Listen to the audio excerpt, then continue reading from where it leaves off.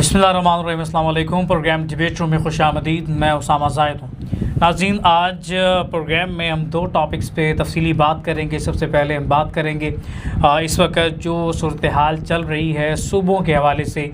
Field marshal इस हवाले से काफ़ी एक्टिव दिखाई देते हैं। पॉलिटिकल पार्टियों को भी मुक़्तदरा की जानिब से पैगाम पहुंचा दिया गया है कि अगर सूबे बनाने में किसी किस्म की रुकावट पेश आई तो उसका सियासी कैरियर ख़त्म हो जाएगा। सूबे हर सूरत बनेंगे। और दूसरा, इस हवाले से जो तहरीक इंसाफ है वो 27 सितंबर को इस्लामाबाद का रुख कर रही है। क्या 27 सितंबर को होने वाला लॉन्ग मार्च कामयाब होगा? इमरान खान तक रसाई और रिहाई यकीनी बनाई जा सकती है। और इसके अलावा हम बात करेंगे तहरीक लबैक पाकिस्तान की क़यादत का अभी तक पता नहीं चल सका। सवालात वहाँ पे कायम हैं और अदालत भी इस हवाले से खामोश दिखाई देती है। तारीख़ पे तारीख़ दी जा रही है। और आखिर में हम बलूचिस्तान की सूरत हाल पे तफसीली गुफ्तगू करेंगे। असद काई साहब हमारे साथ मौजूद हैं। असद काई साहब, हम सबसे पहले डिस्कस कर लेते हैं, चूँकि अदालतों में इंसाफ इस वक्त नापेद हो चुका है। अदालतों के इंसाफ से हम शुरू कर लेते हैं। इमरान खान की तक जो है वो ना फैमिली की रसाई हुई, ना उनकी पार्टी क़यादत की उन तक रसाई है। इमरान खान इस वक्त किस हालत में किसी को नहीं पता। तहरीक लबैक पाकिस्तान की क़यादत किस हालत में किसको नहीं पता। इस वक्त सवाल ये जन्म लेता है काई साहब के दो पॉलिटिकल पार्टियों के रहनुमा इस वक्त यूँ कह लीजिए कि अगवा हैं। ना तहरीक इंसाफ के जो उनकी पार्टी लीडरशिप है उन तक रसाई है, ना TLP की पार्टी लीडरशिप उन तक रसाई है। तहरीक इंसाफ के जो लीडर है इमरान खान, उनका भी नहीं पता। तहरीक लबैक पाकिस्तान के जो रहनुमा हैं साद हुसैन रिजवी, उनका भी नहीं पता। तो आप यूँ कह सकते हैं कि दो पाकिस्तान की बड़ी पॉलिटिकल पार्टीज़ के रहनुमा गायब हैं। देखो उसामा, अभी आप बात कर रहे थे कि फील्ड मार्शल ने बाकायदा तौर पर सारी सियासी जमातों को ये पैगाम पहुंचा दिया कि अब हम सदारती निज़ाम की तरफ भी जा रहे हैं, दूसरा नए सूबे भी बनाएंगे और हर सूरत बनाएंगे। तो मुझे बताएं, जो स्टेटस को की पार्टियां हैं वो पीपल्स पार्टी है और जो मुस्लिम लीग नून है वो उनके पास बड़ा सिंध का सूबा है, पीपल्स पार्टी के पास, नून लीग के पास पंजाब है। ये तो कभी नहीं चाहेंगे कि इनका इक़्तिदार तकसीम हो और सदारती निज़ाम है। इनका तो सूबे के अंदर अगर देखा जाए तो ख़ानदानी सियासत चल रही है, बादशाह चल रही है, बाप के बाद बेटा या बेटी, तो इस तरह निज़ाम चल रहा है। तो सबसे ज़्यादा तकलीफ इन लोगों को हो रही है। अब इस्टेब्लिशमेंट कम अज़ कम ये ज़रूर सोचेगी कि हमने इन स्टेटस को की पार्टियों से जान छुड़ानी है और उन पार्टियों के साथ हमने डील करनी है जो कम अज़ कम स्टेटस को की पार्टियाँ नहीं हैं और हमारे एजेंडे को आगे लेकर चल सकती है। देखें, TLP वो वह जमात थी जो अभी तक किसी न किसी तरीके से सिस्टम में नहीं आई। पार्टी प्रेशर ग्रुप तो था, लेकिन वोट बैंक भी था, लेकिन उनको इक़्तिदार तक नहीं पहुंचने दिया गया।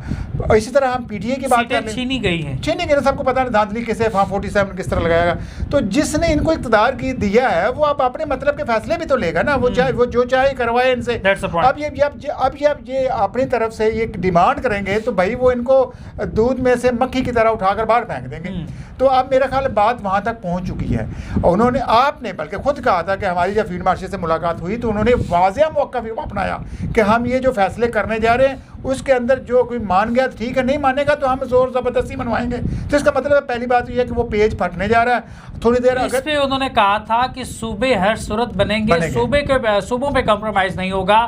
और जो सूबों की जो रुकावट पैदा करेगा सूबे, क्योंकि कायदे आज़म मोहम्मद अली जिन्ना ने जब पाकिस्तान बनाया उस वक्त 4 सूबे थे, 4 करोड़ आबादी थी। अब 20 से 22 करोड़ आबादी बन चुकी है, तो 20 से 22 सूबे ज़रूरत हैं। और ये काई साहब, इसमें कोई दो राय नहीं है। मैं अपनी राय भी यहाँ पे देना चाहूँगा। मैं ये समझता हूँ कि सूबों का बनना इस वक्त ज़रूरी है। जो फील्ड मार्शल की सोच है, जो फील्ड मार्शल देख रहे हैं, ये यकीनी तौर पे एक बड़ा आम कदम है। इसको बहुत पहले ले लेना चाहिए था। सूबे बनने इसलिए भी ज़रूरी हैं। देखिए, अटक से एक बंदा उठता है, लाहौर सेक्रेटरीट में काम है उसको, वो आता है, आगे से अफसर साहब छुट्टी पे हैं, वो बेचारा ज़िल्लुल-ख्वार होता है, कहाँ जाएगा। इसलिए हम बारहा कह चुके हैं कि सूबों के हवाले से जो मनफी प्रोपेगेंडा जो पैदा किया जा रहा है, ये सिर्फ उन पॉलिटिकल पार्टियों की वजह से है जो इक़्तिदार से चिमटे हुए हैं। वो नहीं चाहते कि उनके इक़्तिदार को उनसे कोई छीना जाए। एक पूरे पंजाब पे वो बादशाह बन के बैठा हुआ है। अगर छोटे छोटे हिस्सों में अगर फील्ड मार्शल ये खूबसूरत बात कर रहे हैं तो इसको लेना पड़ेगा, समझना पड़ेगा। की बात नहीं है ये, सूबों की बात आज पाकिस्तान। पहली तो बात यह है कि मैं आपको बता दूं, कायदे आज़म ने यह वसीयत की थी कि पाकिस्तान के लिए पार्लियामेंट निज़ाम ज़हर कातिल है और सदारती निज़ाम पाकिस्तान के लिए मुनासिब है। दूसरी अहम बात यह है कि आज से चंद साल पहले ताहिर कादरी ने वाज़ह तौर पर हर डिवीज़न को सूबा बनाने का एक वाज़ह लाएअमल पेश किया था, लेकिन उस वक्त लोगों ने मजाक उड़ाया क्योंकि ये सारी पॉलिटिकल पार्टी। इमरान खान भी सूबों के हक में थे, लेकिन पूरा लाएअमल पॉलिटिकल फायदे के लिए ये बयान देते ले, अमली तौर पे कदम उठाने की जरूरत है जो अब उठाया जा रहा है। ताहिर कादरी ने पूरा एक लाएअमल दिया कि भाईजान इस तरह ये निज़ाम आगे आप इंप्लीमेंट कर सकते हैं, लेकिन चूंकि ये जो सिस्टम के ऊपर काबज हैं वो कभी नहीं सूबे बनने देंगे। अब जब फील्ड मार्शल एक ताकतवर शख्सियत ने वाज़ह तौर पर यह मौक़िफ़ अपना लिया है तो मेरा ख्याल है ये अब ज़रूरी हो गया, पाकिस्तान की बका के लिए मेरा ख्याल है नए सूबे बनने बहुत ज़रूरी है। जगह जगह पे आपको कंपलसेट किया जा सके, अदालतें नहीं बनेंगी, फोर्सेस नहीं बनेंगी, नई भर्तियां होंगी, जॉब्स खुलेंगी और हर सूबे का दूसरे सूबे के साथ मुकाबला होगा कि वो कितना अपना जो है वो इनपुट देता है, कितनी आउटपुट देता है, क्या सूरत हाल है, किस सूबे में कितना तरक्याती काम हो चुका है, इंफ्रास्ट्रक्चर पे कितना काम हो चुका है, सारी चीज़ें बड़ी अच्छे अंदाज में चल सकती हैं। मैं अक्सर ये जिक्र करता हूँ, देखिए आप एक डॉक्टर के पास जाते हैं, आपको इलाज नहीं होता बीमारी का, तो आप क्या करते हैं उसका कोई मुतबादल ढूंढते हैं। 80 साल हो रहे हैं, 79 में हम यौम आज़ादी मना रहे हैं तो 3-4 नस्लें जवान हो गई हैं। पाकिस्तान के मसाइल जूँ के बल्कि हम उससे ज़्यादा निचले सतह पर गए हैं, तो अब कुछ ना कुछ तो नया ढूंढना पड़ेगा, कहीं ना कहीं हम गलतियाँ तो कर रहे हैं ना, तो चले बेहतर हो गया। चलें बहरहाल। अच्छा काई साहब आगे बढ़ते हैं यहाँ पे, चूँकि तहरीक लब्बैक पाकिस्तान की सिचुएशन पे बात कर रहे थे, तहरीक इंसाफ की लीडरशिप जो है वो दोनों गायब है इस वक्त। बड़ा एक हैरान कुन लाएमल है कि दो पॉलिटिकल पार्टी के रहनुमा जो हैं वो किन हालात में हैं, वो ज़िंदा भी हैं कि नहीं हैं, उन्हें मेडिकल चेकअप की ज़रूरत है, वो ज़ख्मी हैं या सेहतमंद हैं, उनकी सेहत की पोजीशन क्या है, वो किस जगह पे है, किस सिचुएशन में, कोई पता नहीं है। ऐसा दो बड़ी पॉलिटिकल पार्टियों के रहनुमा यूं गायब हो जाने, पहले हम टीएल की बात कर लेते हैं, देखें पहले हम टीएल की बात कर लेंगे। चलें पीटीआई के ऊपर तो आपने किसी ना किसी तरीके से फ्लैग ऑपरेशन डाल दिया, भाई उन्होंने ये कुछ किया है, लेकिन टीएलपी बेचारी तो एक पुरअमन एहतजाज के लिए निकली और उनके साथ जो जुल्म सितम रवा रखा गया वो अब पूरी दुनिया जानती है। अब जब उनकी लीडरशिप, तो रियासत की ये जिम्मेदारी है ना कि उनकी जितनी भी क़यादत है उनको बाजियाबी करवाए, जो लापता है उनको ढूंढ कर लाए, ताकि वो एक ऐसी फ़ज़ा पैदा हो कि अवाम भी राय आमा पैदा हो। जो पार्टियां आपको आपके एजेंडे के ऊपर सपोर्ट कर सकती हैं उनको तो आपने खुदे लेने लगाया हुआ है, और बकिया जो चोर उचक्के हैं, जो डाकू, जो मुल्क को पिछले 70-80 सालों से लूट रहे हैं, उनको आपने साथ बैठाकर आप उनके साथ पॉलिसी बनाने। देखें आइनी तरमीम पास होनी चाहिए, लेकिन आइनी तरमीम के लिए भी वही एक आइनी रास्ता ही इख्तियार करना पड़ेगा।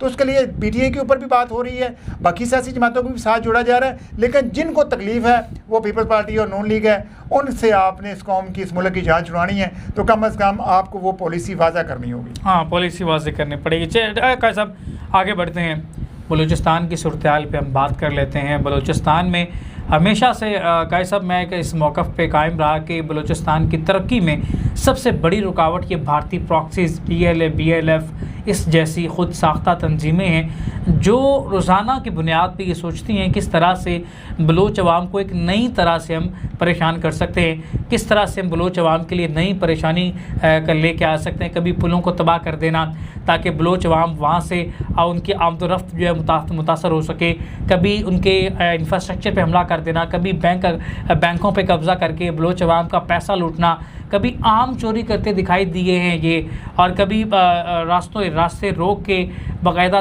नाकाबंदी करके डकैतों की तरह, ये डकैत हैं असल में, डकैती करते हैं, मुसाफिरों को लूटते हैं, राजनी करते हैं। ये सारे अवामिल इकट्ठे इन BLA BLF में नज़र आए तो ये जो जदोजहद का नारा लगाते हैं, जो ये बलूचिस्तान की जो है वो उनके लिए आज़ादी का नारा लगाते हैं, कायद साहब यहाँ पे सारी चीज़ें मान पड़ जाती हैं। जब ये राजनी डकैती, कभी डकैत भी किसी कौम का खैर खा हुआ है, कभी डकैत भी किसी जगह पे जदोजहद का नारा लगा के आवाम को बेवकूफ़ बना सकता। ये सुन ले ज़रा, ये एक लड़की को अगवा किया इन्होंने, एक लड़की को अगवा करके उनके साथ ज़्यादती करते हैं, उनकी वीडियोस बनाते हैं, उसके बाद उन्हें ब्लैकमेल किया जाता है, फिर अपने एजेंडों के लिए कभी उनसे BLA का परचम लहराते हुए वीडियो जारी कर दी, कभी उनको खुद कुछ बम्बार बना के उन्हें कहा अब इज़्ज़त तो आपकी लूट चुकी है, वीडियो बन गई है, कौम में जलील हो जाएंगे, इससे बेहतर है कि आप खुद कुछ बम्बार हमला कर दे और कौम आपको पता हीरो बना के पेश करेगी।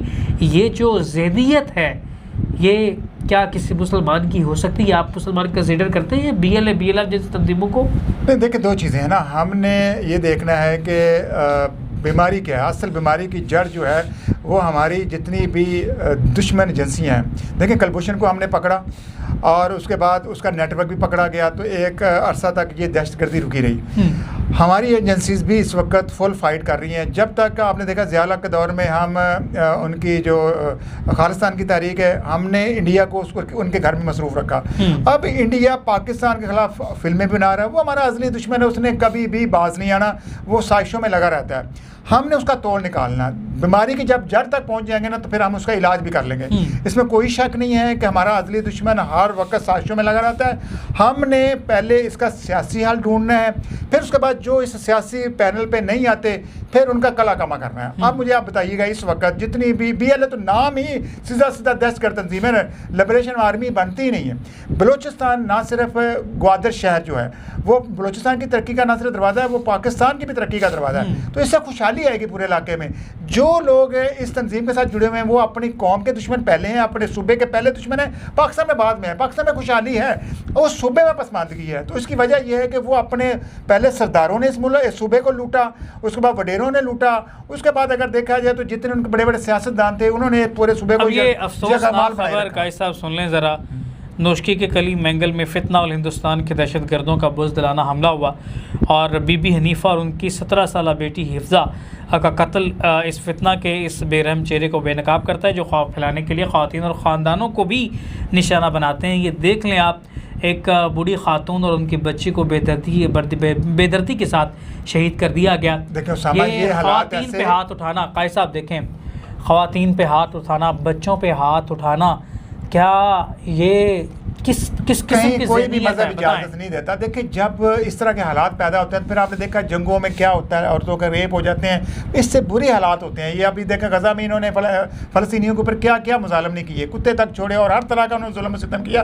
तो इन जब वहाँ पर आप सूरत इस तरह बनी हुई कि लोग अभी भी वीडियो शेयर कर रहे हैं कि वो जितने भी कराची से बलूचिस्तान को कनेक्ट कर रहे हैं रोड्स, उनके मेन पुलों को उड़ाते जा रहे हैं। मतलब वो इस तरह का सूबा बनाना चाह रहे हैं कि बिल्कुल लॉ एंड ऑर्डर की सूरत वहाँ पर ख़राब हो जाए और उसके बाद पूरे सूबे को हम कंट्रोल कर रहे हैं। ये नामुमकिनात में है। देखें हमारी पाकिस्तान की एक बहादुर निडर फौज है, वो वहाँ पर पहुँची हुई है, कभी भी ये सूबा नहीं ले सकते। देखें बांग्लादेश की सूरत बहुत मुख्तलिफ थी और उसके दरमियान में हमारा दुश्मन भारत था, वहाँ पर साजिश कामयाब हो गई। लेकिन बलूचिस्तान में भारत को हम किसी सूरत भी कामयाब नहीं होने देंगे। और ये अपने कान खोल कर सुन रहे हैं, जितने लोग मर रहे हैं वो कुत्ते की मौत मर रहे हैं, अपना नुकसान कर रहे हैं, अपने ख़ानदानों का, अपने कबाइल का।